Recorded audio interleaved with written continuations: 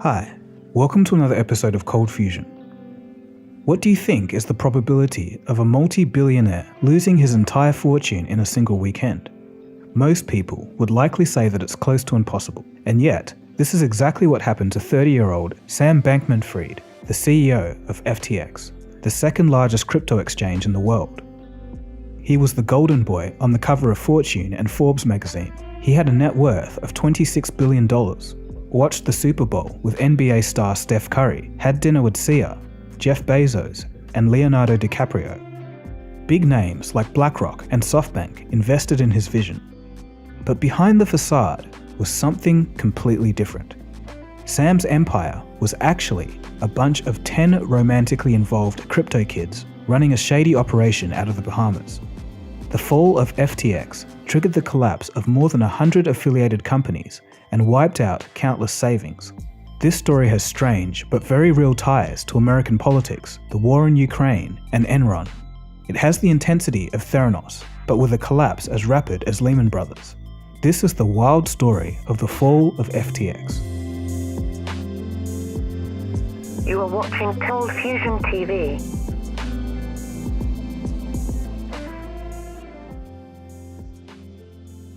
Sam Bankman-Fried, with his moppy hair and unsuspecting look, is at the center of this story.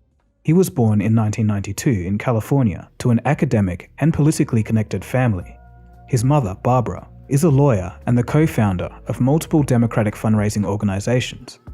Sam's father, Joseph, was a law professor and would later help his son raise funds for his company.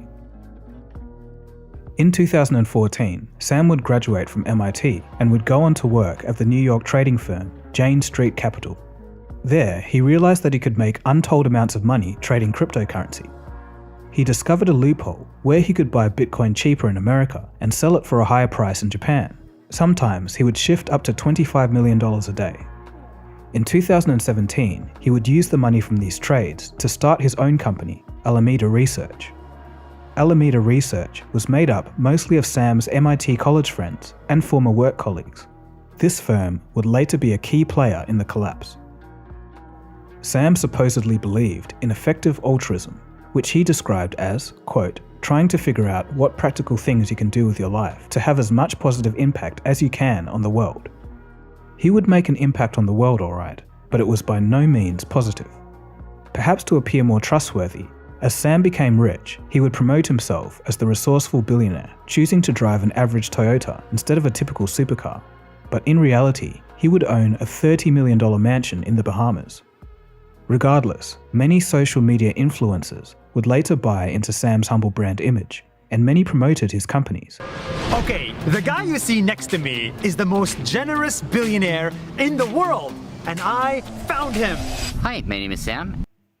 While trading at Jane Street, Sam would make a few friends. One of these was Caroline Ellison.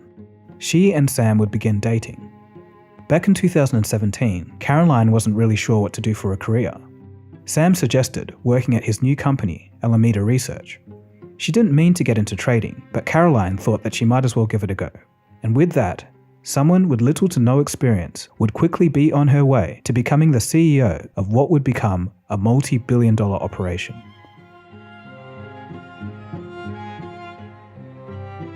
According to Fortune, Alameda Research, quote, was run by a gang of kids in the Bahamas, end quote. Many of the staff were Sam's ex-co-workers from the trading firm Jane Street, and others were from MIT. Sam had an inner circle of 10 people who were all housemates. They partied together and had been involved in romantic relations with each other. This group, of course, included the inexperienced CEO, Caroline, who would publicly praise amphetamine drugs on her Twitter. On her Tumblr, Caroline would state that the only acceptable polyamorous relationship should be in the form of a hierarchy. People should know where they fall within the ranking, and there should be vicious power struggles between the higher ranks. I have no comment. Despite issues behind the scenes, in 2019, Sam would start his next major project, FTX. FTX was a cryptocurrency derivatives exchange. For those not familiar, an exchange is basically a place to store and trade different cryptocurrencies and tokens, for a fee, of course. The firm would also offer discounts to clients who stored their money in a token called FTT. The FTT token was made by FTX and it was also the token that blew up this entire mess. But we'll get to that shortly. The group of young misfits kept high-level management in the dark about what they were actually doing. One former FTX employee told Forbes that the group was, quote, kind of a little clique, just a bunch of degenerate kids at the end of the day, end quote. So what did Alameda Research do? Well, essentially, they were a crypto hedge fund of sorts. They carried out trades, matched buyers and sellers, and would give investors a supposed return. An alleged 2019 promotional document raises some eyebrows. To get people in the door, Alameda promised 15% annualized fixed-rate returns with no downside. If you watch my episode on Luna, you would know that that's an impossibly good offer. As later reported by the Wall Street Journal, the firm would use customer deposits as loans for trading. Alameda Research would later receive $10 billion in FTX customer funds. FTX, of course, was also owned by Sam. Gambling and investing with customer funds without their knowledge is a clear violation in traditional finance. Actually, $10 billion in customer funds were transferred to Alameda. Now, both the Wall Street Journal and Reuters are reporting that billions of dollars was being used on Alameda. So billions of dollars in FTX customer money is being traded on the Alameda, through their trading house.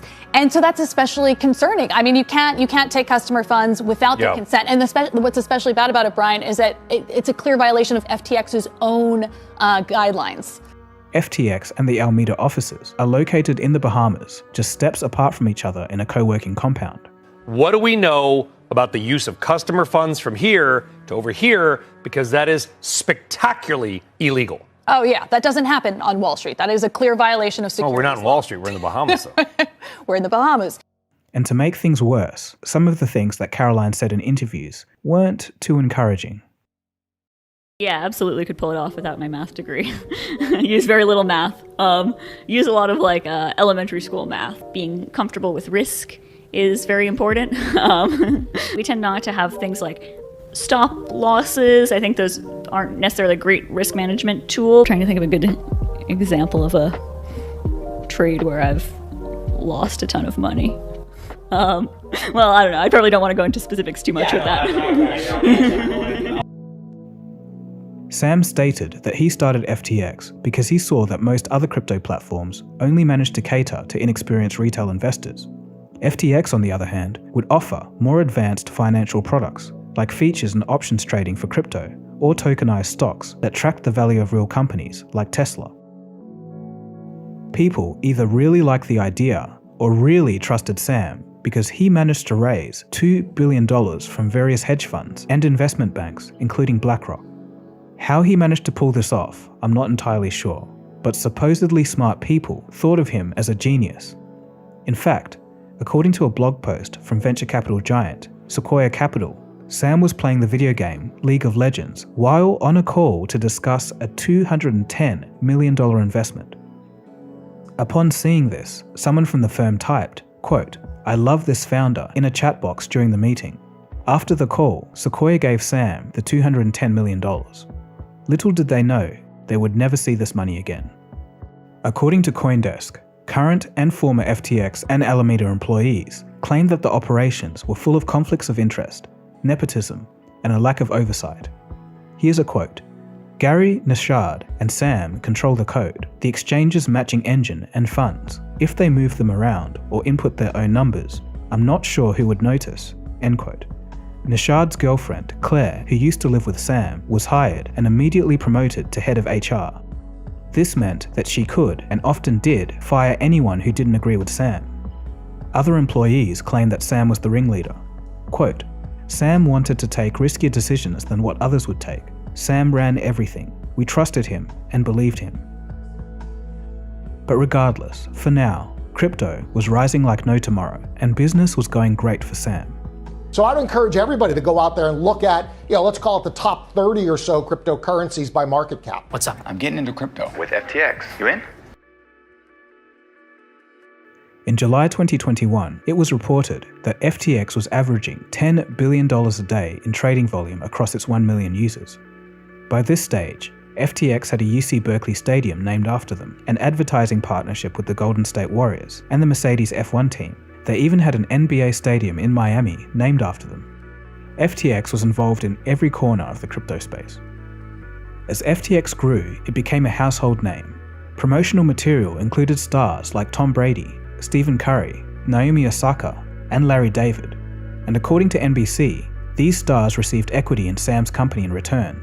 In fact, it's reported that Tom Brady put his $650 million fortune into FTX. It's worth noting that this whole time, FTX had no board of directors, just Sam, another employee, and a lawyer. FTX even became involved geopolitically, being a partner of the World Economic Forum. They also built the infrastructure to supply funds to Ukraine, basically converting cryptocurrency donations into fiat currency for deposit at the National Bank of Ukraine. At this stage, Sam became knee-deep in politics. Soon, he would be worth $26 billion.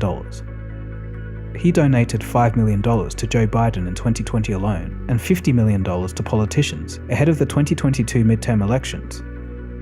But there's a hidden detail to this story. A lesser-known player within FTX was Ryan Salame. He donated $23 million to Republican politicians to also gain political leverage for FTX. Left or right isn't the point here. The main issue is that this company was buying political influence and nobody was paying attention. On the 16th of November 2022, the United States New York Fed and 12 banks, including Citigroup and Wells Fargo, announced that they're testing digital US dollar crypto tokens. So after years of chatter, central bank digital currencies are looking to be a part of the next financial system for the United States. And FTX wanted to be at the center of it. As Sam's empire grew, someone was watching closer than most. His name was Changpeng Zhao, aka CZ, and he was the CEO of Binance, FTX's biggest competitor. A single tweet from this man would start a chain reaction that would collapse Sam's empire. But we'll get to that. For Sam, everything would start to change in the second half of 2022. As inflation was beginning to rise, the US Federal Reserve lifted interest rates. Higher rates mean more expensive loans and a more cautious economy. For this reason, risk assets took a dive, and the premier among them was cryptocurrencies. As crypto firms began to blow up and go under, Sam became the man to bail them out. He could then buy the crypto off their books at record discounts. And this wasn't risky, because after all, Alameda Research had plenty of capital to spare. Or so everyone thought. Behind the scenes, Sam and his friends at Alameda were making huge losses from bad trades and these bailouts. Meanwhile, guys, as crypto lenders continue to collapse along with prices, one key figure we've talked about has emerged to help stabilize the ecosystem. That is Sam Bankman-Fried, founder and CEO of crypto exchange FTX. Bankman-Fried's company provided a loan made up of crypto and cash. It was worth about $500 million.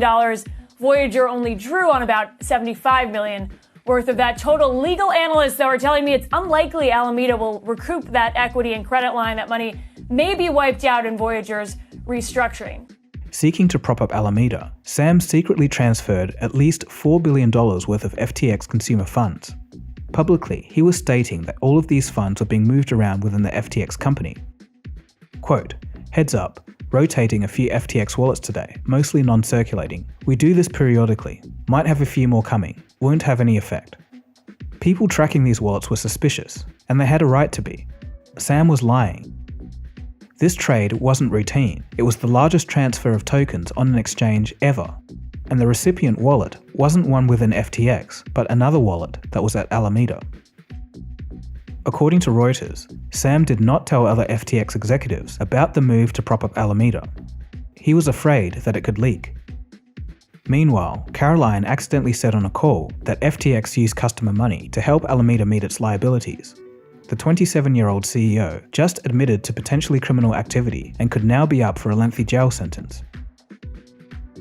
So a key point to note is that these funds given to Alameda weren't in dollars, but $4 billion worth of FTX's own tokens, FTT. And herein lies one of the biggest issues with Sam's crypto empire.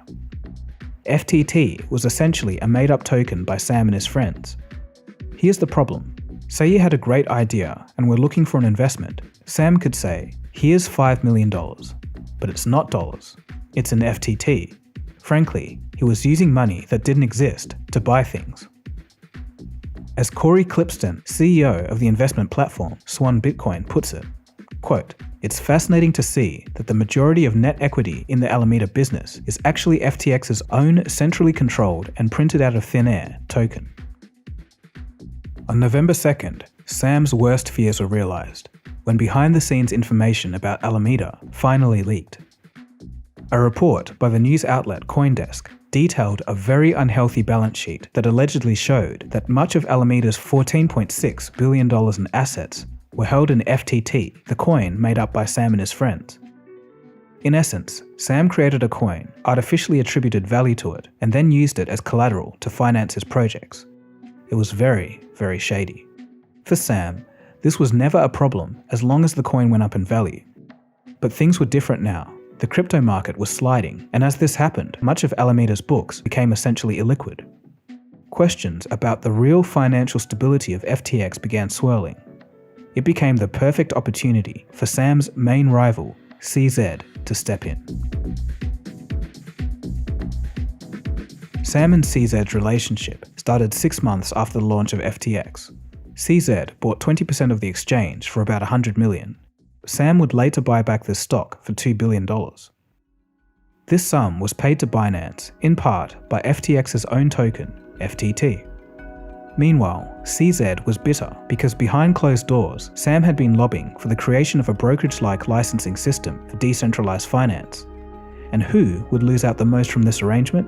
Almost all other exchanges, especially Binance, FTX's main rival. And this is where things get a bit crazy, because interestingly, it's reported that the head of the SEC, Gary Gensler, and Caroline's dad, Glenn Ellison, both worked at MIT as professors. At MIT, Caroline's dad was the former boss of the head of the SEC. An alleged leaked email shows that the SEC was going to give FTX, quote, "no action relief." Basically, this means, we know that you're breaking the rules, but we'll look the other way. If these reports are true, we could be looking at genuine corruption within the US government. As FTX grew, CZ viewed them as a genuine competitor. He now had $2 billion worth of FTT tokens. If he wanted, he could bring down the house of cards. So he did, and the leaked CoinDesk report was the perfect excuse to do that. What set in motion the disaster was a simple tweet.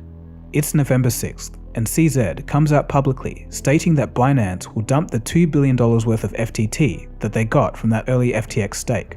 Now, FTT wasn't heavily traded, so dumping all of this on the open market at the same time would have mammoth consequences.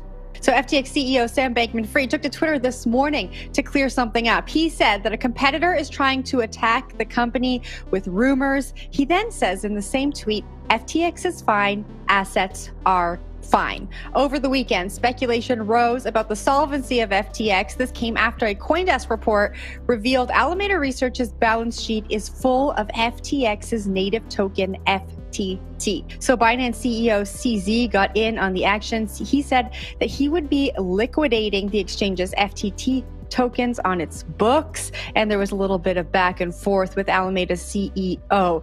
Adam, I'm going to kick this off to you first. I was gone for a week, and what a story to come back to. Maybe you can talk us through what is going on. The tweet shook the crypto world, and money began bleeding out of FTX, and fast. In a correspondence with staff, a presumably panicked Sam said that the firm saw a, quote, giant withdrawal surge, as many users rushed to withdraw $6 billion in crypto tokens from FTX in just 72 hours. Sam would remain confident, stating, quote, "We're chugging along. Obviously, Binance is trying to go after us. So be it." End quote. The FTT token's price collapsed 80% over the next 2 days. This resulted in FTX's reserves falling. FTX didn't even have the funds to pay out all of these withdrawals. They had $9 billion in liability and only $900 million in liquid assets. That's only 10% covered. To stop a further sell-off, Caroline of Alameda offered Binance a deal. Alameda would purchase all the FTT that Binance were dumping on the open market, but CZ, Binance's CEO, answered by stating that they, quote, won't support people who lobby against other industry players behind their backs. Next, more news would come out that would shock everybody again. Sam called CZ begging for help. An agreement was made for Binance to buy FTX. So to go from saying that assets are completely fine to a complete 180 and selling his company in a single day, things needed to be very bleak. While the deal was labelled as a strategic acquisition, CZ went into PR mode, stating that, quote, FTX was in trouble. We bought them to save them. He may have said that, but he knew perfectly well that dumping all of this FTT would destroy Sam's empire. Buying up all of his assets at a steep discount would be a great way to consolidate power. But as a side, Binance were by no means clean themselves. The US Justice Department is investigating Binance. Allegations include money laundering and criminal sanction violations. Reportedly, Binance had helped Iranian firms trade $8 billion since 2018 despite US sanctions. For a while, this looked like one of the most cutthroat business moves in recent times. Binance was able to destroy and acquire its main competitor. However, only 2 days later, Binance made another announcement, and this would rock the crypto world once again. They were no longer pursuing the deal, and they weren't going to help FTX. So what was the reason for the major U-turn? Once Binance investigated FTX's books, they found a disaster. The company had a far bigger gap between assets and liabilities than they expected. Reports suggest an $8 billion shortfall. With this news, even some employees at FTX were shocked. Executives had been left in the dark about the true state of affairs. The kids in the Bahamas were playing with risk, and they were losing big without telling anyone. On top of this, the US Justice Department began to investigate. This was over the $10 billion of customer FTX funds that were given as loans to Alameda. So, with no liquidity and no plan B, FTX stopped withdrawals. Whispers of bankruptcy filled the digital spaces of Twitter. On the 11th of November, Sam resigns and tweets that FTX and Alameda are filing for bankruptcy. This news sent crypto markets crashing. No corner of the market was left unscathed. Over $150 billion. In 3 days, that's how much the world's 15 largest cryptocurrencies lost in market value. It's because of the crypto exchange platform FTX. Orderly is difficult when you have an entity that has 130 entities across the globe really looking to file for bankruptcy and receive whatever assets they can to make some investors partly whole again. However, the value of a lot of their holdings obviously have fallen dramatically. You have FTX Trading, the FTX US entity, Alameda Research, which is Sam Bankman-Fried's trading shop, and again, like I said, the 130 additional companies. He apologizes and took full responsibility, but people were understandably still extremely angry. And with that, FTX, which was once valued at $32 billion earlier this year with investors including SoftBank and BlackRock, was no more. Another mystery soon came to light as it was discovered that $1 billion worth of customers' cryptocurrency had vanished from FTX. Reuters is also reporting that $1 to $2 billion of that customer money that was transferred to that trading house Alameda is just missing. They just don't know where it is. So that's a huge concern. And to make matters worse, whatever money remained in the FTX accounts was hacked and stolen. Alarmed consumers began chattering on social media that cryptocurrency was disappearing from their accounts and their balance was now reading zero. Over $500 million in cryptocurrency was siphoned. Online blockchain detectives are now watching closely. So far, the hacker has moved into Ethereum, making them one of the largest holders in the world.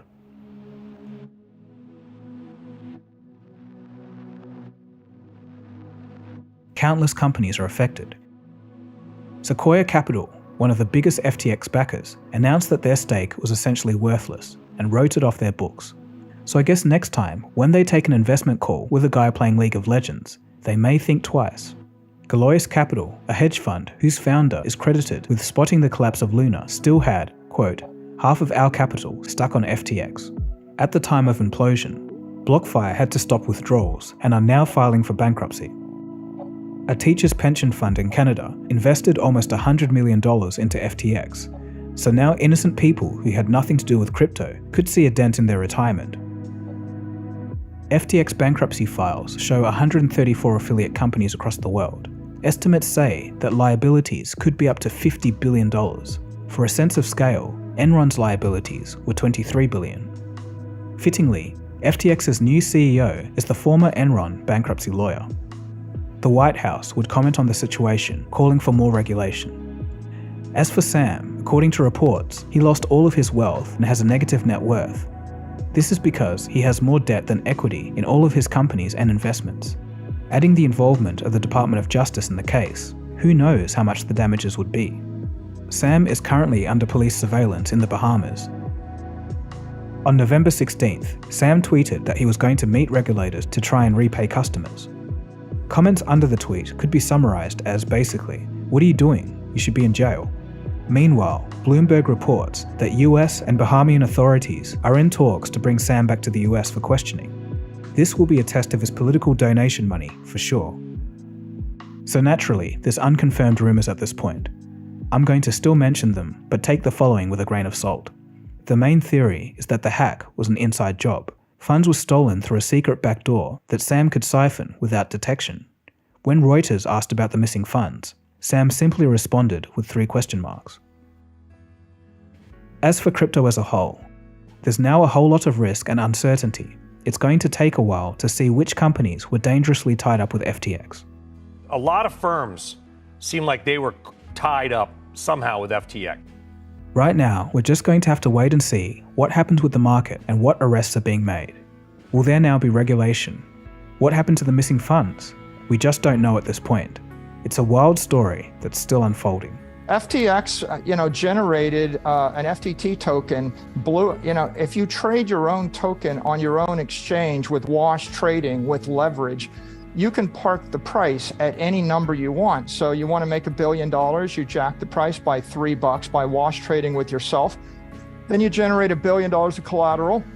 Then you look for a bank that'll loan you money against the collateral. And of course, nobody in their right mind should be loaning money against an air token that you manipulated yourself. But of course, Sam happened to be the CEO of a bank that made loans. So he applied for a loan from his own bank and he granted it to himself. And then he took real assets like Bitcoin from his honest customers. And then he rehypothecated them, traded them, lost them. And so this is just an egregious ethical lapse, and it can't go on. So what can we learn here? Well, if you're an investor, only put in what you're willing to lose. This story also shows that in a bull market with cheap money, anything goes. Even the smartest experts become drunk with the idea of making millions. They're willing to throw hundreds of millions of dollars to a 30-year-old and his polyamorous friends, some of whom had next to no experience. Really, with this whole thing, it just seems like no one knows what they're doing.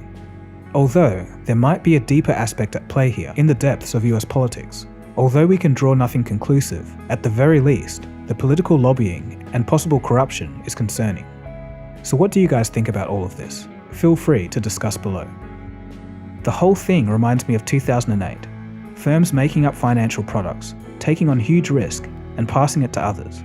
It's crazy because cryptocurrency was supposed to stop this, but I guess where there's money to be made, you always get bad actors. I just finished the documentary on the 2008 crisis, what happened, and how it still affects all of us today. So really, I can't help but see the parallels. I'll leave a link to that and my other documentaries on fraud and scams like Theranos, Enron, WorldCom, OneCoin, and Luna below. If you haven't seen them, you're in for a treat. So lastly, for those of you who follow my music, I've put out a new track on the second channel, Burn Water Music. You're listening to that track right now. I'll leave a link for that too. So anyway, that's it from me. I'm tired and I need to go to bed. I'll see you again soon for the next episode. Cheers. Have a good one.